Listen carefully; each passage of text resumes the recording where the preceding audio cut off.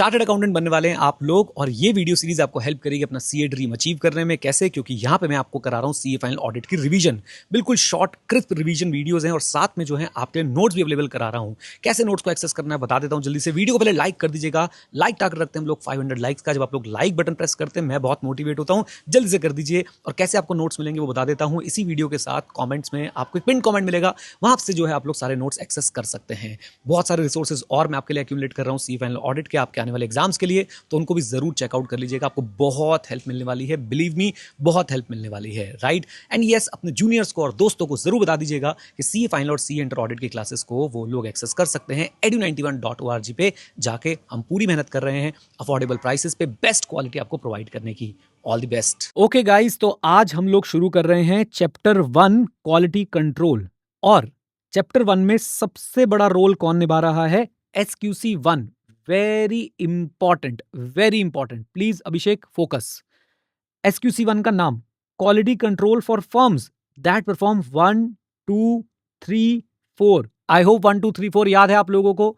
Audit and review of historical financial information and other assurance and related service engagements. Okay, अच्छा जी, नाम बहुत important है। नाम याद करने का तरीका ही बताया। Quality control for firms that perform, full stop. Audit and review of historical financial information एक चीज हो गई। Other assurance and related service engagement दूसरी चीज हो गई। 4 तरह के एंगेजमेंट्स होते हैं, चारों के चारों एंगेजमेंट्स इसमें हमने कवर कर लिए हैं। Okay, done. अच्छा, नाउ SQC1 का इंट्रोडक्शन क्या है? कोई भी सीए फर्म हो उसको SOQC, what is SOQC? System of quality control establish करना है for all types of engagement. Okay, firm का SQC ऐसा डिजाइन होना चाहिए कि वो फर्म को क्या दे? वेरी इंपॉर्टेंट, रीजनेबल एश्योरेंस दे। किस बात की रीजनेबल एश्योरेंस? कि फर्म और उसमें काम करने वाले लोग कंप्लाई करते हैं किससे? PSRL। What is PSRL? Professional standards, regulatory and legal requirements.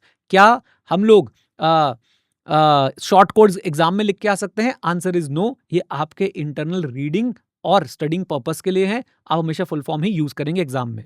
Reasonable assurance, firm and its personal comply with PSRL, professional standards, regulatory and legal requirement, and report issued by the firm are appropriate in the circumstances. याद रखिए SOQC का base यही है। जब भी कोई बोले कि क्वालिटी का मतलब क्या होता है तो आप यही बोलेंगे, फर्म के काम में क्वालिटी है, इसका मतलब they have formulated SOQC and that SOQC is providing reasonable assurance with respect to two things. Number one, compliance with PSRL. Number 2, reports are appropriate in the circumstances. Done? Yes sir. आइए, then याद रखें SOQC के अंदर होगा क्या? SOQC के अंदर इन्हीं दोनों ऑब्जेक्टिव्स को अचीव करने के लिए, जो ऑब्जेक्टिव अभी हमने ऊपर डिस्कस किए, इन्हीं दोनों ऑब्जेक्टिव्स को अचीव करने के लिए पॉलिसी एंड प्रोसीजर्स होंगी। उन्हें हम लोग QCPP बुलाएंगे, quality control policy and procedure. क्या SQC1 सिर्फ ऑडिटिंग पे एप्लीकेबल है? Answer is no. They are applicable on all CA firms irrespective of their constitution. वो प्रोप्राइटरशिप फर्म है, पार्टनरशिप फर्म है, LLP के फॉर्मेट में बना रखी है, कैसे भी बना रखी है, उसके ऊपर जो है SQC1 एप्लीकेबल रहने वाला है। क्या SQC1 एक एंगेजमेंट पे एप्लीकेबल है या सारे एंगेजमेंट पे? सारे एंगेजमेंट पे एप्लीकेबल है। आगे बढ़ने से पहले मैं आपको बता दूं, दिस चैप्टर, इसकी वेटेज 10 नंबर के आसपास की आपके एग्जाम में, कोई भी इसको स्किप करने के बारे में सोचेगा नहीं, बल्कि अच्छे से कवरेज करके हम इसकी जाएंगे। आइए, elements of system of quality control. कितने एलिमेंट्स हैं? कम ऑन एवरीवन, कितने एलिमेंट्स हैं? Total 6 elements are there. अच्छा जी, जैसे देश की नंबर 1 पार्टी क्या? बीजेपी, वैसे ही SQC1 क्या है हमारा? भाई SQC1 को हम किससे कंपेयर कर लेंगे? बीजेपी। यानी कि हमारा क्वालिटी कंट्रोल का स्टैंडर्ड 1 कौन सा? SQC1।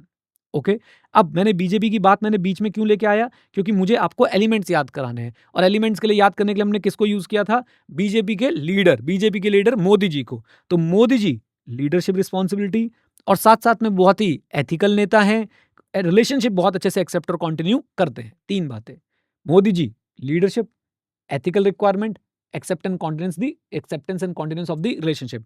फिर याद रखें उनके पास अच्छा ह्यूमन रिसोर्स है, अमित शाह साहब है उनके पास। इलेक्शन परफॉर्मेंस, एंगेजमेंट परफॉर्मेंस अच्छी रहती है, और मोदी है तो मॉनिटरिंग है। हाँ जी, मोदी है तो मॉनिटरिंग है। ये 6 एलिमेंट्स आपको अच्छी तरह याद रखने हैं। आप कोई भी टेक्निक यूज कीजिए, लेकिन ये 6 एलिमेंट्स आपको याद होने चाहिए, जो एसेंशियल एलिमेंट्स हैं of system of quality control.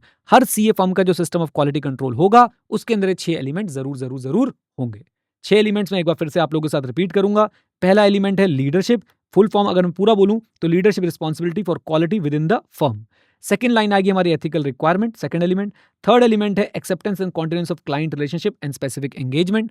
Fourth is human resource, fifth is engagement performance and sixth is monitoring. Done. अच्छा, अब याद रखिए इन सारे एलिमेंट्स को लेके हमें क्यूसीपीपीज बनानी है। इन सारे एलिमेंट्स को लेके हमें क्या बनानी है? QCPP. What is QCPP? Full form बोल दो एक बार मन में। Quality control policy and procedure. हमारी क्यूसीपीपी कैसी हो? हमारी क्यूसीपीपी प्रॉपरली डॉक्यूमेंटेड हो और प्रॉपरली कम्युनिकेटेड हो फर्म के पर्सनल को, फर्म के लोगों को। अब उस कम्युनिकेशन में क्या क्या होना चाहिए? देखिए पूरा का पूरा फ्लो है और आपसे एग्जाम में क्वेश्चन पूछा जा सकता है कि वो जो आपकी क्यूसीपीपीज बनेंगी एसओक्यूसी को लेके, शॉर्ट कोड्स साथ साथ बोल पा रहे हैं? QCPP quality control policy procedures, SOQC system of quality control. आपकी जो क्यूसीपीपी बनेंगी एलिमेंट्स ऑफ एसओक्यूसी को लेके उसको आपने कम्युनिकेशन में क्या क्या करना है? तो number 1, such QCPP must such communication must describe the QCPP. जो कम्युनिकेशन आप कर रहे हैं क्यूसीपीपी का, उसमें क्यूसीपीपी प्रॉपर्ली डिस्क्राइब हो, ऑब्जेक्टिव्स लिखे हो that what objective it wants to achieve, और साथ साथ में एक मैसेज हो that each individual has a personal responsibility for quality and each individual is expected to comply with these policy and procedure. फिर से सुन लीजिए, क्यूसीपीपी बनानी है और कम्युनिकेट करनी है, बना के उसको डॉक्यूमेंट भी करना है। क्यूसीपीपी का जब कम्युनिकेशन हो रहा होगा उसके अंदर क्या क्या होना चाहिए? नंबर 1, क्यूसीपीपी क्या है? नंबर 2, क्या ऑब्जेक्टिव अचीव करना चाहते हैं? एंड नंबर 3, एक मैसेज के हर इंडिविजुअल रिस्पॉन्सिबल है, पर्सनल रिस्पॉन्सिबिलिटी है क्वालिटी की हर इंडिविजुअल की, और साथ साथ में we are expecting the individuals to comply with these policy and procedures. Now एक और खास बात जो आपके सिस्टम ऑफ क्वालिटी कंट्रोल में होना चाहिए वो ये कि भाई फीडबैक ऑन क्वालिटी कंट्रोल को हमेशा एनकरेज करना है, और फीडबैक जो है इंटीग्रल पार्ट बनेगा आपके क्वालिटी कंट्रोल सिस्टम का। Encourage feedback and feedback should be integral part of the quality control system. आइए नाउ सबसे पहला एलिमेंट लीडरशिप रिस्पॉन्सिबिलिटी। हाँ जी, लीडरशिप रिस्पॉन्सिबिलिटी। तो कैसे शुरू करा था हमने? Who is responsible for quality in the engagements? हाँ जी, who is responsible for quality in the engagements? CEO और managing partner will hold the ultimate responsibility for system of quality control. अच्छा जी, देन सेकंड पॉइंट हमने क्या पढ़ा था? Second point हमने क्या पढ़ा था? क्या वो असाइन कर सकते हैं ऑपरेशनल रिस्पॉन्सिबिलिटीज को? Answer is yes. जिसको असाइन किया उसके पास क्या होना चाहिए? ईएए। What is ईएए? ईएए बोले तो experience, ability and necessary authority. Is that clear? बोलिए हाँ के ना, कम ऑन। यस सर, बिल्कुल क्लियर सर। अच्छा जी, चलिए आगे चलते हैं। ये 3 लाइन बोलने के बाद हमने फिर बोला मोटिवेशनल बात है। लिंक्डइन का पोस्ट लिखो बेटा, leaders must set example to encourage the high quality. तो लीडर्स हमेशा एग्जाम्पल सेट करेंगे for high quality work. And SQC1 क्या बोलता है? That you should develop an internal culture recognizing quality as essential in the engagement. So, development of the culture of the organization, recognizing quality as essential part of the engagement is also the responsibility of leaders, that is CEO and managing partner.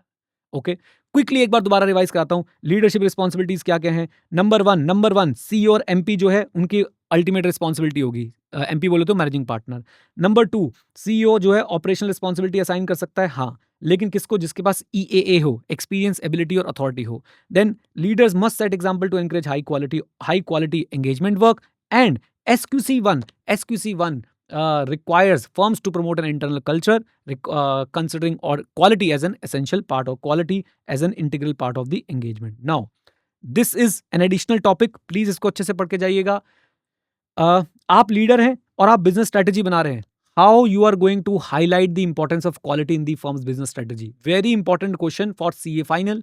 How a leader will highlight the importance of quality in firm's business strategy? Number 1, leadership must ensure quality overrides business strategy. यानी कि business strategy का number 2 है और quality का number 1 होना चाहिए। अच्छा, how we are going to do this? Management responsibility must not compromise work quality. वो एग्जांपल याद रखिए, बिजनेस लाने के चक्कर में इंडिपेंडेंस और प्रूडेंस जो है वो हमने कॉम्प्रोमाइज नहीं करना है। तो management responsibility must not compromise work quality. Performance evaluation, compensation, promotion must reflect commitment to quality. Performance evaluation, compensation and promotion policies must reflect commitment to quality. And third part, sufficient resources must support quality control policies and procedure. आपके पास sufficient resources होने चाहिए quality control policy और procedure को support करने के लिए. मैं फिर से बोल देता हूँ, आप एक CA firm के leader हैं. How you are going to ensure quality in firm's business strategy? Number one, the quality should override the business strategy. फिर उसके बाद आप लोग क्या लिखेंगे? मैनेजमेंट रिस्पॉन्सिबिलिटीज की वजह से क्वालिटी वर्क कॉम्प्रोमाइज नहीं होना चाहिए.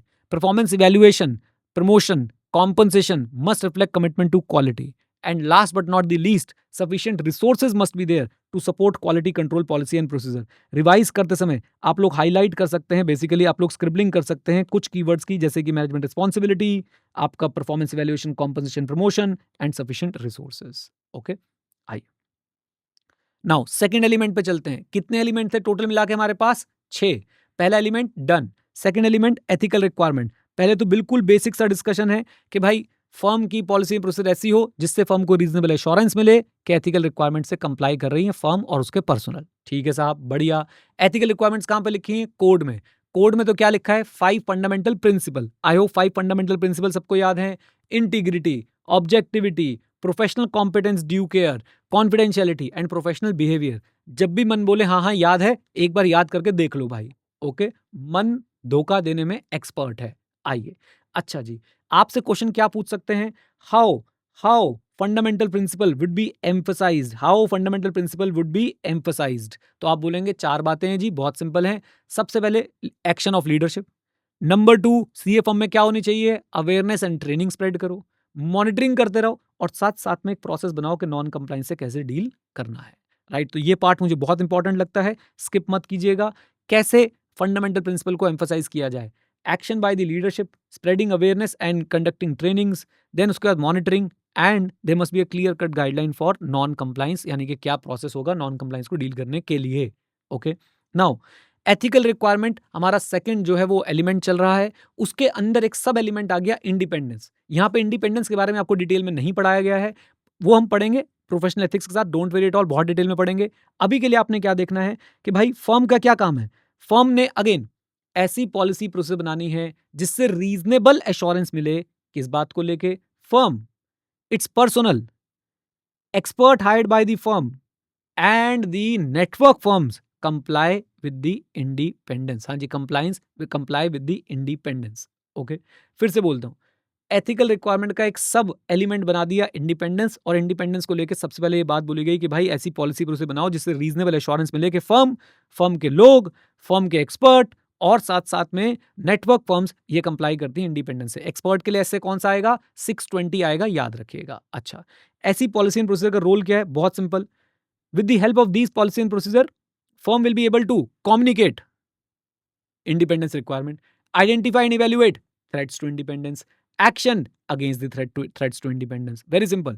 With the help of these policy and procedure, firm will be able to, number 1, jaldi boliye, communicate independence requirement, identify and evaluate threats to independence, take actions against threat to independence. और action में क्या क्या हो सकता है? वैसे actions को बोलते हैं सेफगार्ड. सेफगार्ड से क्या कर सकते हो? ईदर यू कैन रिड्यूस और you can eliminate the threat. आइए, नाउ लास्ट टॉपिक, बहुत ही छुपा हुआ टॉपिक, एग्जाम में पूछा जा सकता है. इंडिपेंडेंस रिक्वायरमेंट को लेके जो पॉलिसी प्रोसेस बनेगी उनका क्या रोल रहेगा विद रिस्पेक्ट टू ब्रीचेस, और एक सीए फर्म को विद रिस्पेक्ट टू ब्रीचेस क्या पॉलिसी एंड प्रोसेस बनानी चाहिए? Breach with respect to what? Independence.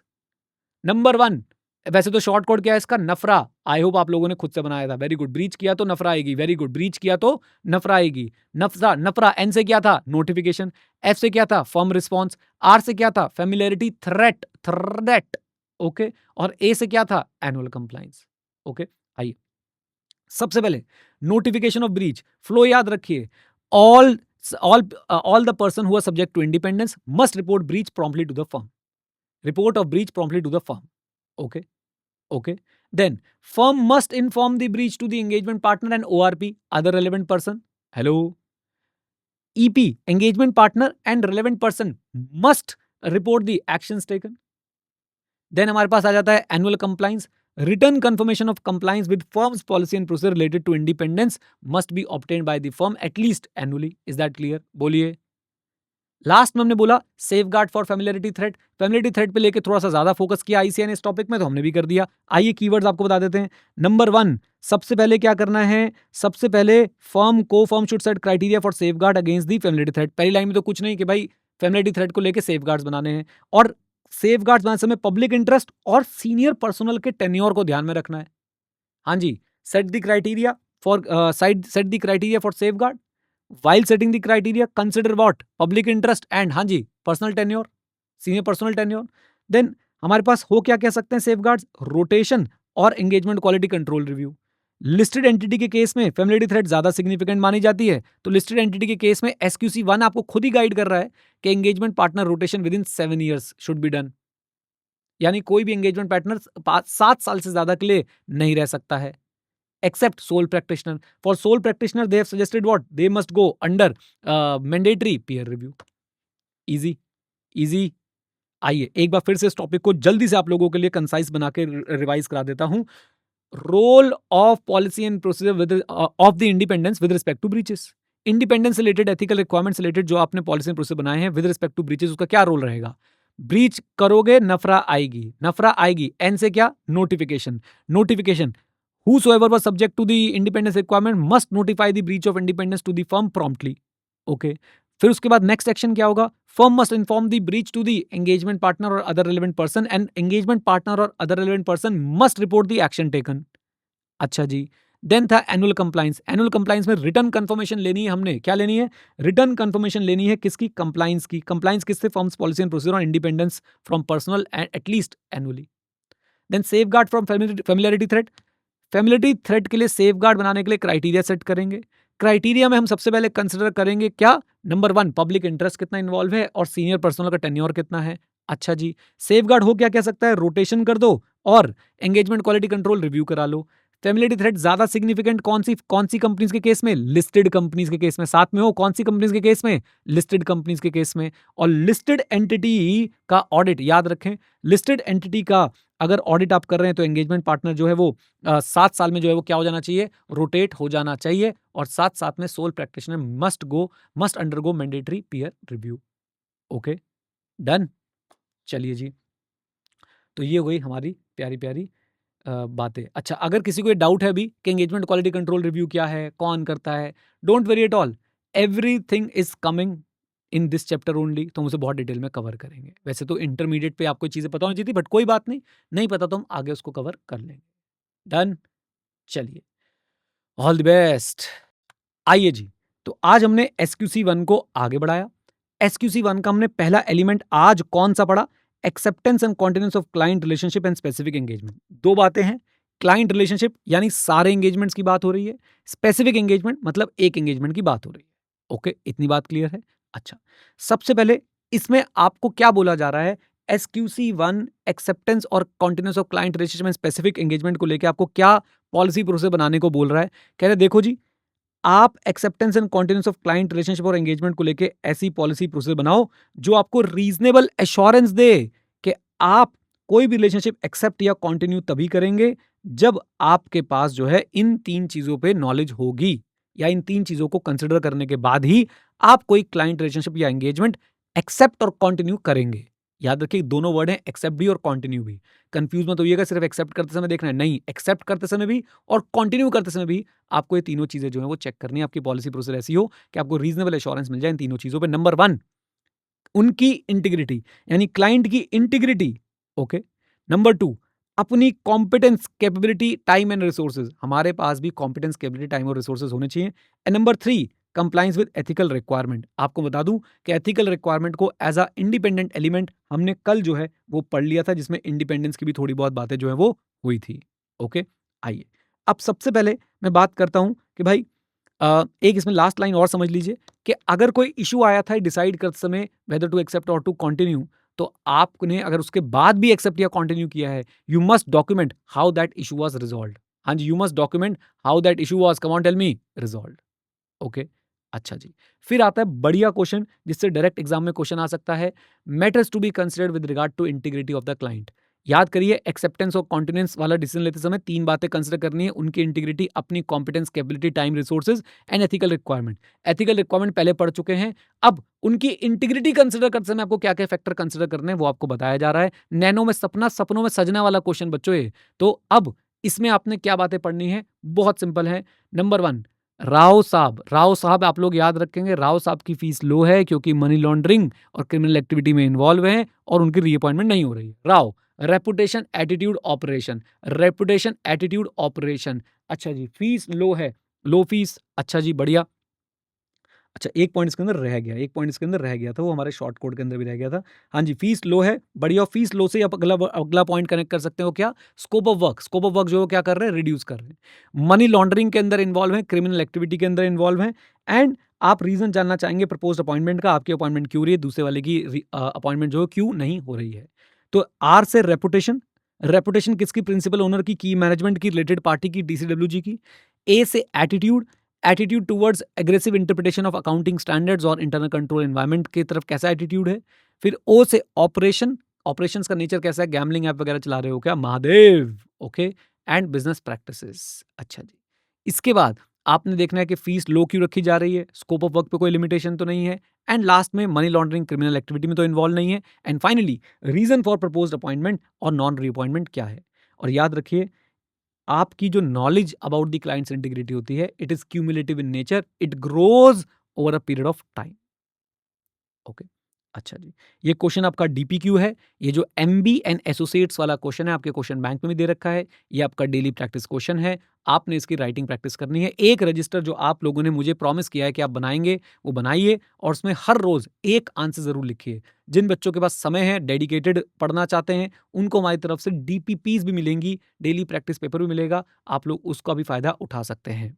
आइए नाउ, फिर हमारी सेकंड चीज क्या थी एक्सेप्टेंस ऑफ कॉन्टिन्यूस में? Competence, capability, time, resources. अब इसमें क्या क्या फैक्टर कंसिडर करोगे? बहुत सिंपल, हमने इसको दो पार्ट्स में बांट दिया था, पहले 3 और लास्ट के 3। नहीं, ऐसा नहीं था, हमने इसे 3 पार्ट में बांटा था, पहले 2, फिर 3 और आखिरी 1।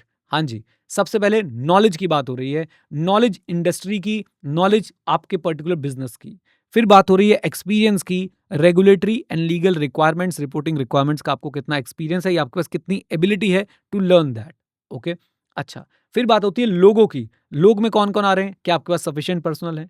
क्या एक्सपर्ट्स अवेलेबल हो जाएंगे? और क्या आपके पास एलिजिबल इंडिविजुअल हैं to do engagement quality control review? अभी के लिए एंगेजमेंट क्वालिटी कंट्रोल रिव्यू पे ज़्यादा चर्चा नहीं करी है, ऐसे 220 में करेंगे हम लोग ज़्यादा चर्चा, या एंगेजमेंट परफॉर्मेंस में थोड़ी बहुत कर लेंगे। एंगेजमेंट क्वालिटी कंट्रोल रिव्यू में जनरली लिस्टेड एंटिटी के केस में मैंडेटरी होता है, बस इतनी बात मैंने बोली थी। एंड फाइनली, आपके पास क्या एबिलिटी है to complete the engagement within the deadline. एक बार फिर से, नॉलेज रेलेवेंट इंडस्ट्री और सब्जेक्ट मैटर की, एक्सपीरियंस रेगुलेटरी और रिपोर्टिंग रिक्वायरमेंट्स का, sufficient personal availability of expert eligible individual for EQCR, that is engagement quality control review, and ability to complete engagement within the deadline. आइए, then next हमारा एक case based question बन सकता है। आपके पास engagement accept करने के बाद ऐसी इंफॉर्मेशन आती है that would have caused you to decline the engagement had it been available earlier. तो आप लोग क्या करने वाले हैं? आप लोग कंसिडर करेंगे अपनी क्या? Professional and legal responsibility that apply to the circumstances, including the responsibility to report to the those who have appointed you and the regulatory authorities. तो आप अपनी अपनी रिस्पॉन्सिबिलिटी चेक करने वाले हैं, including the responsibility to report. और साथ साथ में आप पॉसिबिलिटी ऑफ विड्रॉइंग को भी कंसिडर करेंगे, पॉसिबिलिटी ऑफ विड्रॉइंग को भी कंसिडर करेंगे फ्रॉम बोथ द एंगेजमेंट और द क्लाइंट रिलेशनशिप। अच्छा जी, बहुत बढ़िया। देन अपने आप में बच्चों एक इंडिविजुअल क्वेश्चन बनेगा कि भाई ये बताओ कौन से इश्यूज आपने कंसिडर करने हैं बिफोर डिसाइडिंग द विड्रॉल। तो बहुत सिंपल है और बहुत इंपॉर्टेंट भी है, इस पे क्वेश्चन मैंने आपको दिखाया, आ चुका है, स्टडी मटेरियल के अंदर भी दे रखा है, तो पढ़ के जाइएगा।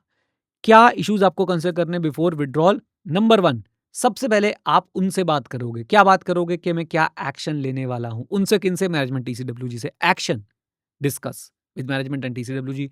नंबर 2, आप अगर विड्रॉ करने का मन बना चुके अपने रीजंस बताएंगे। तो एक्शंस, रीजंस, मेरे साथ साथ एवरीवन प्लीज। हाँ जी, एक्शंस और दूसरा क्या है? Come on, reasons. तीसरी बात, आप लोग क्या चेक करने वाले हो? अपनी प्रोफेशनल, लीगल या आपकी रेगुलेटरी कोई ऑब्लिगेशन है टू स्टे और to report the withdrawal. Obligation, action, reason, obligation. और साथ साथ में आपको क्या करना पड़ेगा? Documenting the significant issues, consultation, conclusion and the basis for the conclusion. Done.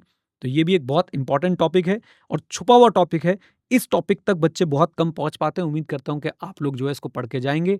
Withdraw करने से पहले कौन कौन से इश्यूज आपने कंसिडर करने हैं, ये इसका क्वेश्चन था। इसको भी एक बार अगर आपके पास समय हो तो मैं तो कह रहा हूं सारे क्वेश्चन लिख के देखो, समय नहीं है तो एटलीस्ट जो मैं डीपीक्यू मार्क करके दे रहा हूं उनको आपको जरूर लिख के देखना चाहिए। ओके, आइए। ह्यूमन रिसोर्स, सबसे आसान एलिमेंट, कुछ नहीं ह्यूमन रिसोर्स के अंदर। फर्म को पॉलिसी प्रोसेस बनानी है जिससे वो रीजनेबल एश्योरेंस मिले उसको, फर्म को, कि उसके पास सफिशिएंट पर्सनल है with competence, capability and commitment to ethical principle, so that वो PSRL और report appropriate as per circumstances कर पाए। ये बात याद रखेंगे। Reasonable assurance, sufficient personnel, competence, capability, commitment to ethical principle, so that PSRL, what is PSRL? PSRL याद है आप लोगों को? Professional, come on, professional standards, legal and regulatory requirements को फुलफिल कर पाए और रिपोर्ट इशू कर पाए जो अप्रोप्रिएट हो एज पर दी सर्कमस्टांस। और जब भी आपसे कोई बोले ह्यूमन रिसोर्स से रिलेटेड क्या क्या इशूज एड्रेस करने हैं, तो बेसिक फ्लो याद रखिए। पहले आपकी रिक्रूटमेंट होती है, फिर ट्रेनिंग होती है, फिर परफॉर्मेंस अप्रेजल होता है, फिर कॉम्पनसेशन मिलती है और तब जाके करियर डेवलप होता है। Okay, recruitment, training, performance appraisal, compensation, career development. बढ़िया, आ जाइए। देन इसके अंदर एक टॉपिक आता है assignment of engagement team, miscellaneous topic है। तो भाई यहाँ पे वैसे तो बात एंगेजमेंट टीम लिखा है, लेकिन सारी बातें किसके बारे में बताई हैं यहाँ पे? ICI ने एंगेजमेंट पार्टनर के बारे में।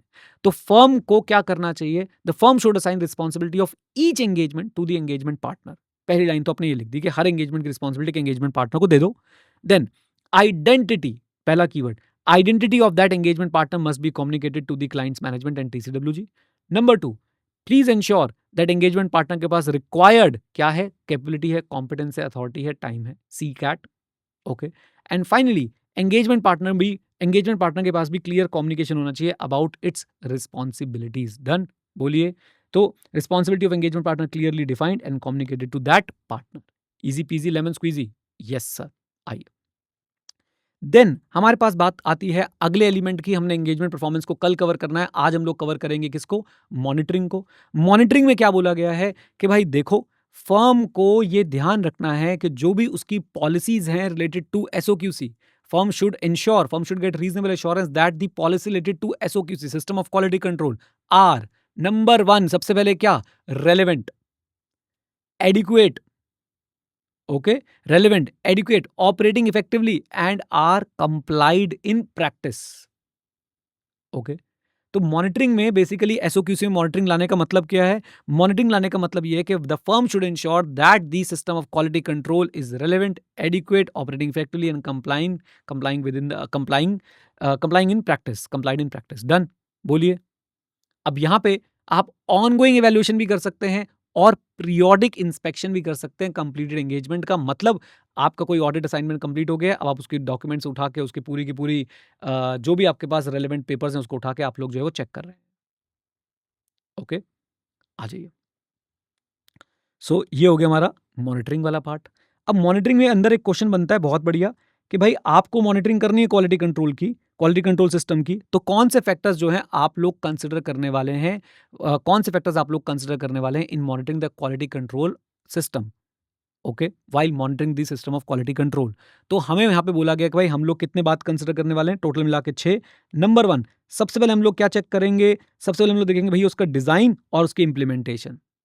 फिर हम लोग देखेंगे कि वो न्यू प्रोफेशनल, लीगल और रेगुलेटरी रिक्वायरमेंट को रिफ्लेक्ट करता है कि नहीं। 2 याद करते चलो cumulatively, design and implementation, new professional and legal requirements को वो रिफ्लेक्ट करता है कि नहीं करता है।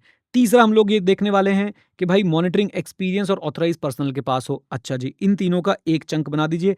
अगले 3 बहुत सिंपल, हम लोग क्या देखेंगे? जो कंप्लेंट्स आती हैं, एलिगेशन आते हैं नॉन कंप्लाइंस के, उनको कैसे एड्रेस करते हैं। फिर नॉन कंप्लाइंस से रिलेटेड ही आपका रेमेडियल एक्शन क्या होता है, यानी आपके जो वायलेशन हो रही होती है पॉलिसीज, उसका रेमेडियल एक्शन क्या होता है। एंड लास्ट में क्या हम लोग डेफिशिएंसीज जो मिलती हैं डिजाइन और ऑपरेशन के अंदर, क्या हम उसको करेक्ट करते हैं या नहीं करते हैं। तो complaints and allegation, remedial action and correcting the deficiencies. 6 point दोबारा बोलता हूं। सबसे पहले किसी का भी SOQC चेक करना है, देख लो भाई प्रॉपरली डिजाइन, प्रॉपरली इंप्लीमेंटेड है कि नहीं। रिफ्लेक्ट करता है न्यू प्रोफेशनल, रेगुलेटरी और लीगल चेंजेस को। एंड एक्सपीरियंस और ऑथराइज पर्सनल को मॉनिटरिंग करनी चाहिए। अब तो बहुत आसान, आप एड्रेस कैसे करते हैं कंप्लेंट्स को, एलिगेशंस को of non compliance with the system of quality control.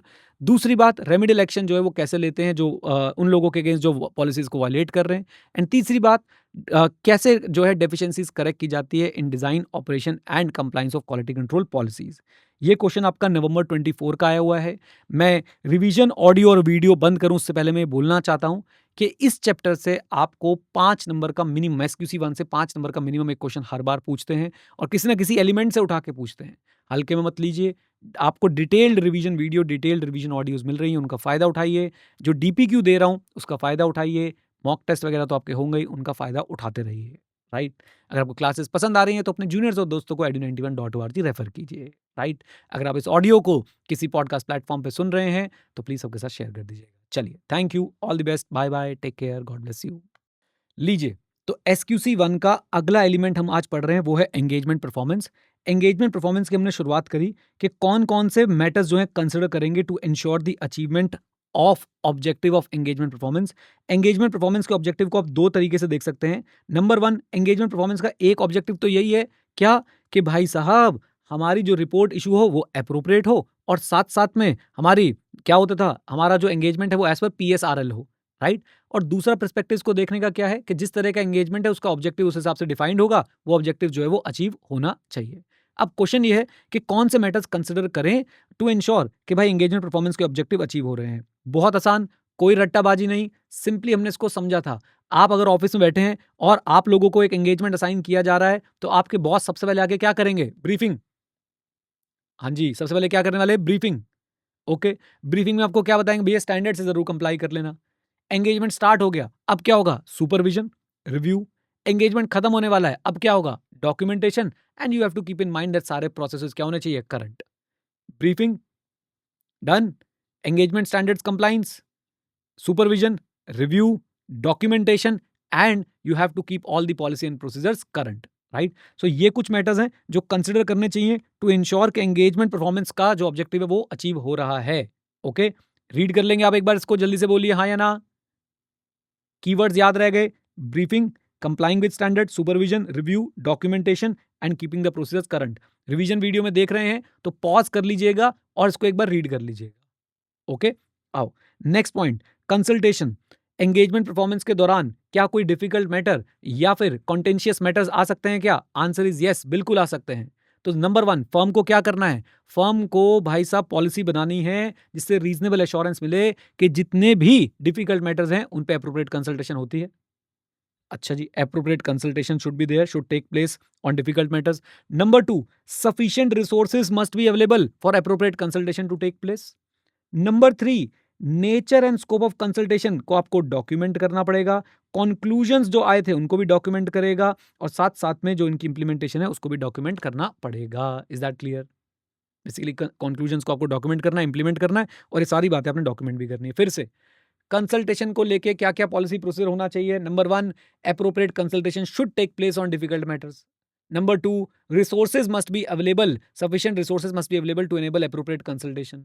Number three, आपने नेचर को और स्कोप ऑफ कंसल्टेशन को डॉक्यूमेंट करना है। नंबर फोर, कंक्लूजन्स को भी डॉक्यूमेंट करना है और इंप्लीमेंट भी करना है। आइए, engagement quality control review, very important. Engagement quality control review में होता क्या है, जो सिग्निफिकेंट जजमेंट्स ली हैं during the audit engagement, during the engagement by the, हाँ जी, by the engagement team and engagement partner, हम लोग उसको क्या करते हैं, रिव्यू करवाते हैं। सिग्निफिकेंट जजमेंट्स जो ली गई हैं उनको हम लोग रिव्यू कराते हैं। एंड सबसे इंपॉर्टेंट एलिमेंट क्या है, it is done before the report is issued, very important. Okay, तो review of significant judgements before the report is issued कौन करता है, एंगेजमेंट क्वालिटी कंट्रोल रिव्यूअर करता है।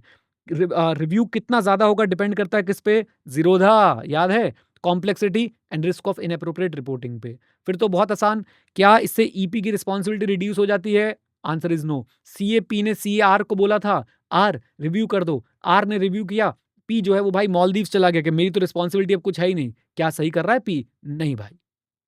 अच्छा, क्या लिस्टेड एंटिटी के लिए मैंडेटरी है ऑडिट ऑफ लिस्टेड एंटिटी के लिए, answer is yes. Audit of listed entity के लिए engagement quality control review is mandatory. For other engagements who will decide the criteria, for other engagement firm must decide the criteria for engagement quality control review requirements. Done.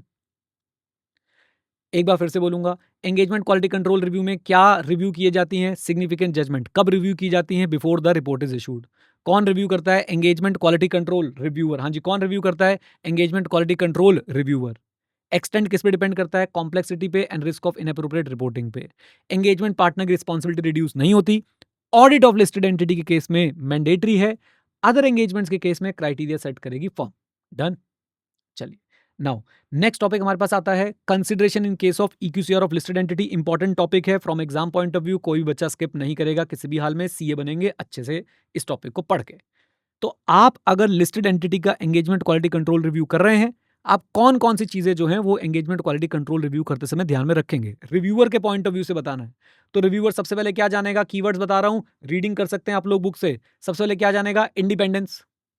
दूसरी चीज क्या जानेगा, significant risk क्या क्या आए थे। Significant risk का reference SA 315, risk that require special audit consideration, for example risk related to fraud, risk related to unusual transaction with related parties.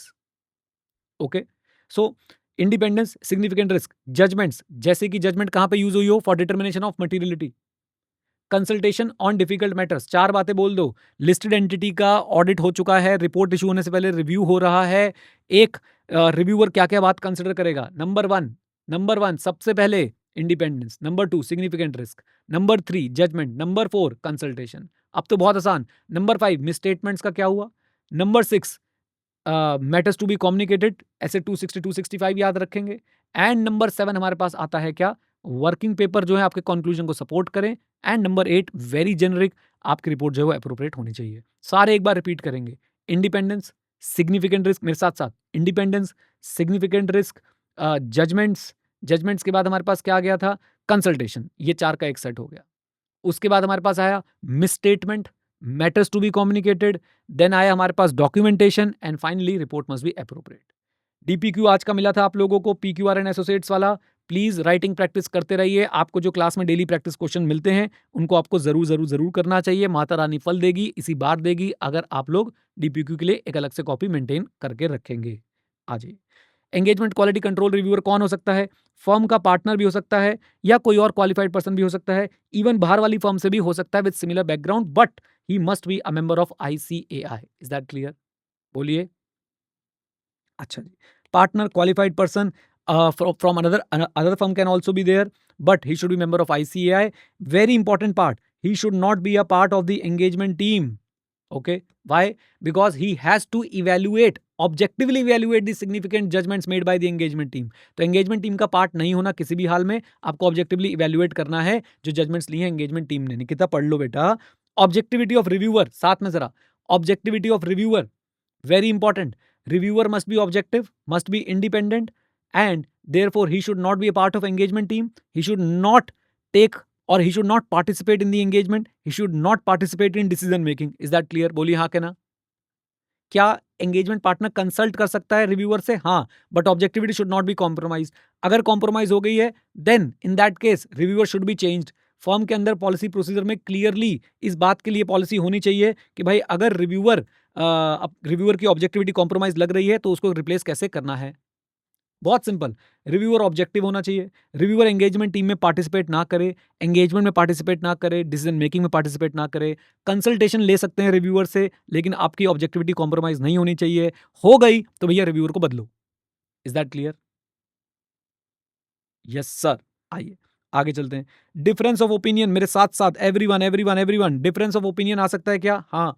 किस किस में, एंगेजमेंट टीम और जिनसे कंसल्टेशन ली थी उनके बीच में, और एंगेजमेंट पार्टनर और रिव्यूअर के बीच में। क्या करना है, रिपोर्ट तभी इशू होगी जब रिजॉल्व हो जाएगा डिफरेंस। Is that clear?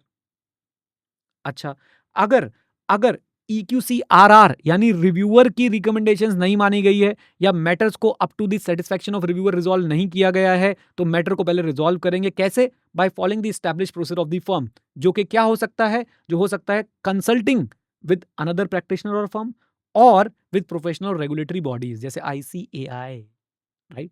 सो अगर फिर से रिकमेंडेशन ऑफ EQCRR जो है वो एक्सेप्ट नहीं की गई है और मैटर जो है वो रिजॉल्व नहीं हुआ है up to the satisfaction of the reviewer, तो उस केस में क्या करना है, उस केस में मैटर को रिजॉल्व करना है by following the established procedure of the firm. और वो एस्टैब्लिश्ड प्रोसीजर क्या हो सकता है, कंसल्टिंग अदर प्रैक्टिशनर और फर्म और consulting professional regulatory bodies. Done. आइए, very important part from exam point of view, engagement documentation. Engagement documentation के लिए क्या बोला गया, ऑडिट के केस में बोला गया कि देखो भाई, engagement file should be completed in not more than 60 days after the date of auditor's report. Okay, audit के केस में 60 डेज की आपको टाइम लिमिट बोल दी गई है कि विद इन 60 डेज आपको जो है वो ऑडिट रिपोर्ट इशू करने के विद इन 60 डेज आपको कंप्लीट करनी है एंगेजमेंट फाइल। अच्छा जी, मल्टीपल रिपोर्ट्स दे रहे हो अगर आप एक सेम सब्जेक्ट मैटर पे, तो क्या करना है, multiple reports on same subject matter क्या करना है, तो उस केस में डिफरेंट टाइम फ्रेम फॉलो करें अकॉर्डिंग टू द एंगेजमेंट। उसमें से अगर कोई ऑडिट है तो 60 डेज की टाइम लिमिट फॉलो करें, राइट। अच्छा जी, देन इसके बाद आपने क्या सीखा, आपने सीखा भाई फर्म को पॉलिसी बनानी है किन चीज़ों को लेके, number 1 confidentiality, number 2 safe custody, McDonald's में नहीं भूलना है, नंबर 3 इंटीग्रिटी, छेड़छाड़ ना करो, नंबर 4 आपने एक्सेसिबिलिटी, भैया जब जब चाहो मिल जाए, नंबर 5 रिट्रीवेबिलिटी, बैकअप वगैरह भी होना चाहिए। इन 5 चीज़ों को लेके आपने पॉलिसी बनानी है, रिटेंशन पॉलिसी आपने एस्टैब्लिश करनी है और वो लॉ के साथ इन लाइन होनी चाहिए। लेकिन ऑडिट डॉक्यूमेंटेशन के लिए रिटेंशन पॉलिसी क्या सजेस्टेड है एसक्यूसी 1 में? Answer is yes. कितना? 7 years from the date of auditor's report, and in case of group audit report 7 years from the group auditor's report. Easy, बोलिए, लीजिए। इंपॉर्टेंट पॉइंट, एंगेजमेंट डॉक्यूमेंटेशन किसकी property होती है? Engagement documentation जो है वो CA firm की प्रॉपर्टी होने वाली है। Is that clear? बोलिए यस सर। क्या हम अपनी डॉक्यूमेंटेशन कुछ पार्ट शेयर कर सकते हैं क्लाइंट के साथ? आंसर इज यस, बिल्कुल कर सकते हैं। Provided that it should not undermine the validity of my work और it should not undermine my independence. Is that clear? बोलिए हाँ के ना। बहुत ही बढ़िया, बहुत ही बढ़िया। आखिरी point, policy and procedure on documentation of EQCR, जो एंगेजमेंट क्वालिटी कंट्रोल रिव्यू हुआ था, उसकी डॉक्यूमेंटेशन को लेकर आपको क्या क्या मेंटेन करना है? तो number 1, you have to document the procedures which were required by the firm policies to review the engagement और which was required by the firm for EQCR. Document the procedures कि भाई वो हमने कंप्लीट कर लिए। Number 2, EQCR completed before the report is issued. This should be documented. Number 3, it should be also be documented that reviewer is not aware of any unresolved matter suggesting inappropriate judgments or conclusions. ओके, 3 बातें document करेंगे EQCR के case में। नंबर 1, procedure required by the firm's policy on EQCR have been perform, जो भी procedure थे वो परफॉर्म हो गए। नंबर 2, EQCR कंप्लीट हो गया है before the report is issued. Number 3, reviewer is not aware of any unresolved matter suggesting inappropriate judgments और कंक्लूजन्स। डन? लीजिए, तो ये हो गया हमारा आज का कार्यक्रम कंप्लीट। आज आपको इसका ऑडियो और वीडियो दोनों मिल जाएगा, डोंट वरी एट ऑल। आप लोग इसे रिवाइज कर लीजिएगा। क्लासेस अगर अच्छी लग रही हैं, आपको लग रहा है कि मैं मेहनत कर रहा हूँ और आप लोगों को सही सही डिलीवर कर पा रहा हूँ, तो अपने जूनियर्स को और दोस्तों को रिकमेंड कर दीजिएगा। All the best.